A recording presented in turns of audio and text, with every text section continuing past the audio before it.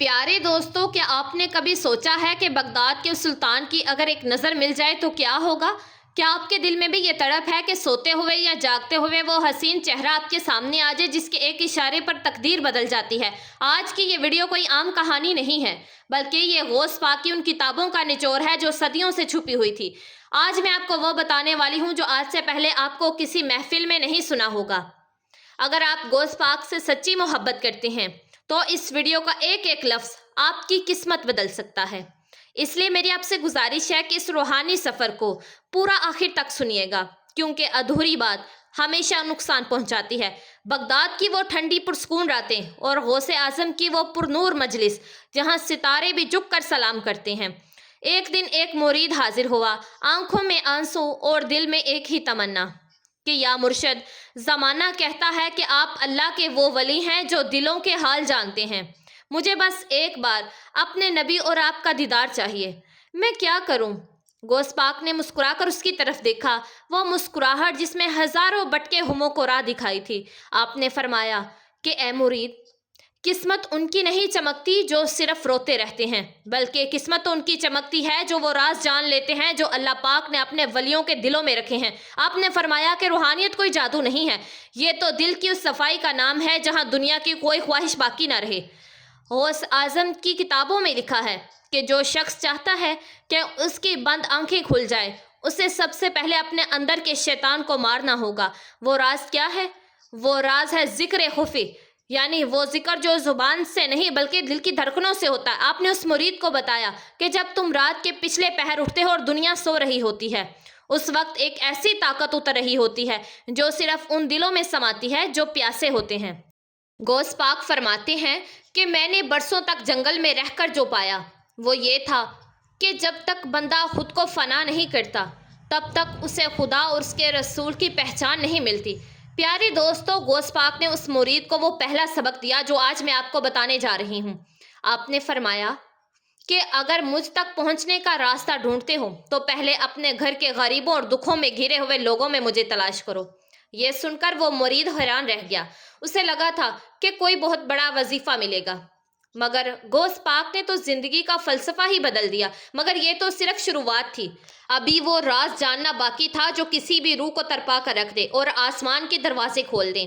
اس مرید نے جب دوبارہ سوال کیا کہ حضور، وہ خاص عمل ایسا کیا ہے، تو غوث پاک نے جو فرمایا اس نے قسمت کے بند دروازے کھول دیے اور خواب میں دیدار مصطفیٰ کی راہ آسان ہو جاتی ہے۔ پیارے دوستو، جب اس مرید نے دوبارہ رو کر سوال کیا کہ اے حضور، میں غریب ہوں، دنیا کا ستایا ہوا ہوں، مجھے وہ راستہ بتا دیجئے جس پر چل کر سوئی ہوئی قسمت جاگ جائے اور آپ کا دیدار نصیب ہو، تو بغداد کے دلہا نے ایک گہری سانس لی اور فرمایا کہ سنو، جب روح پیاسی ہوتی ہے تو اسے لفظوں سے نہیں بلکہ نور سے بھرا جاتا ہے۔ غوث پاک نے اپنی کتابوں میں روحانیت کی جو سب سے بڑی چابی بتائی ہے وہ یہ ہے کہ انسان اپنے وجود کو خدا کی عبادت میں ایسے کھو دے کہ اسے اپنی خبر بھی نہ رہے۔ آپ نے فرمایا کہ اے مرید، اگر تو چاہتا ہے کہ تیری بند آنکھیں وہ بھی دیکھیں جو عام انسان نہیں دیکھ سکتے تو تجھے اپنی زبان کو بند اور اپنے دل کو کھولنا ہوگا۔ غوث اعظم فرماتے ہیں کہ لوگ سمجھتے ہیں کہ صرف تسبیحاں گھمانے سے روحانی طاقت مل جاتی ہے، مگر سچ تو یہ ہے کہ جب تک دل میں دنیا کے لالچ اور لوگوں سے حسد باقی ہے تب تک روحانی دروازے بند رہتے ہیں۔ آپ نے اس مرید کو وہ راز بتایا جو آج تک بہت کم لوگ جانتے ہیں۔ آپ نے فرمایا کہ رات کا وہ حصہ جب پرندے بھی خاموش ہو جاتے ہیں اور کائنات پر ایک سناٹا چھایا ہوتا ہے، اس وقت اٹھو اور وضو کر کے اپنے مصلے پر بیٹھ جاؤ۔ یہاں غوث پاک نے خاص وظیفے کا ذکر کیا ہے جو روحانی پیاس بجھانے کے لیے افسیر ہے۔ آپ نے فرمایا کہ درود غوثیہ کا وہ ورد کرو جو تمہاری روح کو مجھ سے جوڑ دے، مگر یاد رکھنا کہ اس عمل کی شرط یہ ہے کہ اسے پورے 41 دن تک بنا کسی ناغہ کے کرنا ہے۔ آپ نے فرمایا کہ جو شخص اس مدت کو پورا کرتا ہے اور اپنا دل صاف رکھتا ہے، اللہ پاک اس کے روحانی پردے ہٹا دیتا ہے۔ پیارے دوستو، غوث پاک کی نصیحت کا وہ حصہ سنیے جو انسان کو ہلا کر رکھ دیتا ہے۔ آپ نے فرمایا کہ عمل چھوٹا ہو یا بڑا، اصل چیز یقین ہے، اگر یقین میں کمی ہے تو پہاڑ جتنی عبادت بھی بیکار ہے۔ مرید نے پوچھا کہ حضور، مجھے کیسے پتہ چلے گا کہ میری روح جاگ گئی ہے؟ غوث پاک نے فرمایا کہ جب تجھے دوسروں کے دکھ اپنے دکھ لگنے لگیں گے اور جب تو سجدے میں جائے تو تیری آنکھوں سے آنسو ایسے گرے کہ جیسے ساون کی بارش، تو سمجھ لینا کہ تیری روح کے دروازے پر دستک ہو چکی ہے۔ اس مرید کی آنکھوں میں اب چمک تھی، اسے وہ راستہ مل گیا تھا جس کی تلاش میں وہ بھٹک رہا تھا۔ غوث اعظم نے اسے وہ روحانی راہ سکھائی جس کے بعد انسان کا رابطہ سیدھا اپنے رب اور اس کے محبوب سے ہو جاتا ہے۔ یہ وہ راز تھا جو صدیوں سے صرف خاص ولیوں کے سینوں میں محفوظ تھا، مگر کیا آپ جانتے ہیں کہ جب اس مرید نے یہ عمل شروع کیا تو اس کے ساتھ کیا ہوا؟ کیا وہ شیطانی طاقتوں کا سامنا کر پایا؟ کیا اسے وہ دیدار نصیب ہوا جس کا اس نے خواب دیکھا تھا؟ بڑھتے ہیں اب اس موڑ کی طرف جہاں روحانی سفر میں آنے والی وہ رکاوٹیں سامنے آئیں گی جو کسی بھی انسان کو ڈرا سکتی ہیں، اور وہ راز کھلے گا کہ آخر کیوں کچھ لوگ عبادت کے باوجود بھی محروم رہ جاتے ہیں۔ پیارے دوستو، جب اس مرید نے غوث پاک کے بتائے ہوئے اس راستے پر قدم رکھا اور رات کی تنہائی میں عبادت شروع کی تو اسے اندازہ بھی نہیں تھا کہ یہ راستہ اتنا آسان نہیں ہے۔ غوث اعظم کی کتابوں میں لکھا ہے کہ جب کوئی بندہ اللہ پاک کی طرف ایک قدم بڑھاتا ہے تو شیطان اپنی پوری فوج کے ساتھ اسے روکنے کے لیے آ جاتا ہے۔ اس مرید کے ساتھ بھی کچھ ایسا ہی ہوا۔ جیسے ہی وہ مصلی پر بیٹھتا، اس کے دماغ میں دنیا بھر کے خیال آنے لگتے۔ کبھی اسے اپنے کاروبار کی فکر ستاتی تو کبھی اسے گھر کی پریشانیاں ڈرا دیتی، یہاں تک کہ اسے عجیب و غریب آوازیں بھی سنائی دینے لگتی کہ جیسے کوئی اسے پکار رہا ہو۔ وہ ڈر گیا اور دوڑتا ہوا دوبارہ بغداد کے دلہا کی بارگاہ میں حاضر ہوا۔ غوث پاک نے اسے دیکھتے ہی مسکرا کر فرمایا کہ اے مرید، کیا تو سمجھتا تھا کہ ولی بننا اتنا آسان ہے؟ یہ جو خوف اور جو خیال تجھے آ رہے ہیں، یہ دراصل تیرے دل کا کوڑا کرکٹ ہے جو باہر نکل رہا ہے۔ جب تک برتن صاف نہیں ہوگا اس میں نور کیسے بھرے گا؟ آپ نے فرمایا کہ روحانی سفر میں سب سے بڑی رکاوٹ انسان کا اپنا نفس ہے۔ غوث اعظم نے اپنی کتابوں میں وہ راز کھولا ہے جو آج تک کسی نے نہیں بتایا۔ آپ نے فرمایا کہ اگر تجھے کوئی ڈرائے تو ڈر مت، بلکہ اپنی دھڑکن کو میرے ذکر میں ڈبو دے۔ جب تو کہے گا کہ یا غوث، تو سمجھ لینا کہ تیرا ہاتھ میرے ہاتھ میں ہے، اور جس کے ہاتھ میں میرا ہاتھ ہو اس سے کائنات کی کوئی طاقت نقصان نہیں پہنچا سکتی۔ پیارے دوستو، یہاں غوث پاک نے ایک ایسی نصیحت فرمائی کہ جو آج کے دور میں ہم سب کے لیے بہت ضروری ہے۔ آپ نے فرمایا کہ جو لوگ صرف دنیا کے فائدے کے لیے عبادت کرتے ہیں انہیں روحانیت کی خوشبو بھی نہیں ملتی۔ اگر تجھے میرا دیدار چاہیے تو تجھے بے غرض ہونا پڑے گا۔ تجھے یہ بھولنا ہوگا کہ تو مانگ کیا رہا ہے، تجھے بس یہ یاد رکھنا ہوگا کہ تو کس کے سامنے کھڑا ہے۔ غوث اعظم فرماتے ہیں کہ اللہ پاک کے ولی وہ نہیں ہوتے جو صرف آسمان میں اڑتے ہیں، بلکہ ولی تو وہ ہوتے ہیں جن کے دل میں خدا کی مخلوق کے لیے طرف ہوتی ہے۔ آپ نے اس مرید سے فرمایا کہ جا اور جا کر ان لوگوں کی سیوا کر جنہیں دنیا نے ٹھکرا دیا ہے۔ جب تو کسی یتیم کے سر پر ہاتھ رکھے گا تو تجھے ایسا محسوس ہوگا کہ جیسے تو نے میرے سر پر ہاتھ رکھا ہے۔ مرید اب سمجھ چکا تھا کہ یہ سفر صرف تسبیح کا نہیں بلکہ کردار کا ہے۔ اس نے دوبارہ ہمت جٹائی اور اس خاص وظیفے کو ایسے پڑھنا شروع کیا کہ جیسے اس کی جان اسی میں بسی ہو۔ دن گزرتے گئے اور اس کے دل کی کیفیت بدلنے لگی۔ اب اسے ڈر نہیں لگتا تھا، بلکہ اسے ایک ایسی شانتی محسوس ہونے لگی جو اس نے پہلے کبھی جانی نہیں تھی۔ رات کے سناٹے میں جب وہ اپنی آنکھیں بند کرتا تو اسے ایسا لگتا کہ جیسے دور کہیں سے کوئی نورانی روشنی اس کی طرف آ رہی ہو۔ لیکن ابھی وہ سب سے بڑا امتحان باقی تھا جو اس کی روح کی گہرائی کو ناپنے والا تھا۔ کیا وہ نور اسے منزل تک پہنچا پایا یا وہ کسی نئے دھوکے کا شکار ہو گیا؟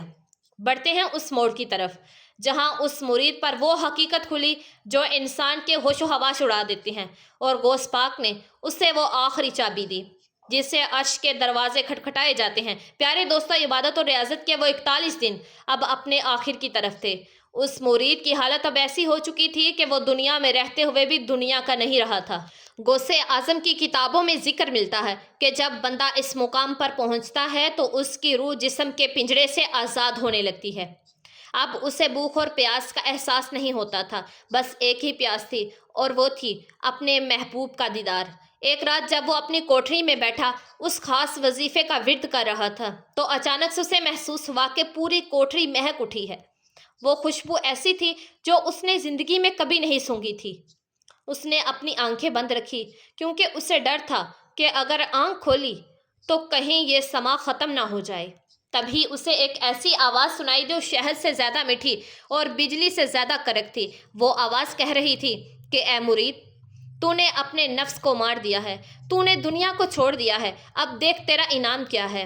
जैसे ही उसने हिम्मत जुटाकर अपनी आंखें खोली, उसकी रूह कांप गई। पूरी कोठरी नूर से भरी हुई थी और उसके सामने एक ऐसी शख्सियत खड़ी थी जिसके चेहरे का नूर सूरज को भी मात दे रहा था। वो और कोई नहीं बल्कि खुद बगदाद के दुल्हा सैयदना अब्दुल कादिर जलानी रहमतुल्लाह थे। गौस पाक ने अपना नूरानी हाथ उस मुरीद के सीने पर रखा। जैसे ही वो हाथ उसके दिल पर लगा, उसे ऐसा महसूस हुआ कि जैसे उसके अंदर की सारी अंधेरियां और सारे डर एक पल में ही राख हो गए हों। उससे कायनात के वो राज नजर आने लगे जो आज तक पर्दों में छुपे हुए थे। उसने देखा कि कैसे फरिश्ते अर्श पर इबादत कर रहे हैं और कैसे तकदीर के फैसले लिखे जाते हैं। गौस पाक ने फरमाया कि ए मुरीद, याद रख, रूहानी ताकत किसी को डराने के लिए नहीं है बल्कि टूटे हुए दिलों को जोड़ने के लिए दी जाती है। तूने जो नूर आज पाया है, ये इमानत है, इसे उन लोगों तक पहुंचाना जो अंधेरों में भटक रहे हैं। आपने उस मुरीद को वो राज बताया जो आज की दुनिया भूल चुकी है। आपने फरमाया कि रूहानियत का सबसे बड़ा करिश्मा हवा में उड़ना या पानी पर चलना नहीं है, बल्कि सबसे बड़ा करिश्मा ये है कि तू अपनी अना और अपने घमंड को कत्ल कर दे। उस रात उस मुरीद को वो दीदार नसीब हुआ जिसकी तरफ में वो सालों से रो रहा था। गौस पाक के वसीले से उसे वो रूहानी सैर करवाई गई जो सिर्फ अल्लाह पाक के ख़ास वलियों का मुकद्दर होती है। उसने देखा कि गौसे आज़म की बारगाह में बड़े बड़े वली और कुतब अदब से हाथ बांधे हुए खड़े हैं। ये वो मुकाम था जहां अल्फाज ख़त्म हो जाते हैं और सिर्फ खामोशी बोलती है।